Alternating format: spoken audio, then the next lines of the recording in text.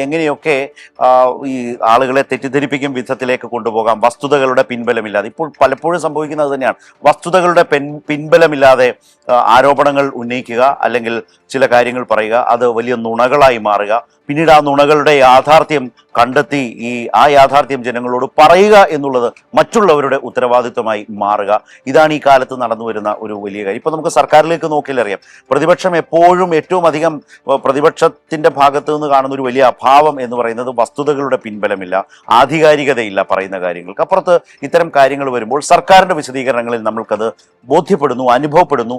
കോടതിക്കും അത് അനുഭവപ്പെടുന്നത് കൊണ്ടാണല്ലോ പല ഘട്ടങ്ങളിലും സർക്കാരിനെ വെല്ലുവിളിച്ചുകൊണ്ട് കോടതിയിലേക്ക് പോയപ്പോൾ എല്ലാ കേസിലും ഏതെങ്കിലും ഒരു കേസിൽ കേരളത്തിലെ പ്രതിപക്ഷത്തിന്, അത് രമേശ് ചെന്നിത്തലയ്ക്കും വി ഡി സതീശനും ആ ക്രെഡിറ്റ് ഒരുപോലെ പങ്കിട്ടെടുക്കാം, 2016 മുതൽ 2026 വരെ ആരോപിച്ച അഴിമതി ആരോപണങ്ങളിൽ പല രൂപത്തിൽ കോടതിയിൽ പോയി നോക്കി, കോടതിയുടെ ശകാരം കേട്ടു.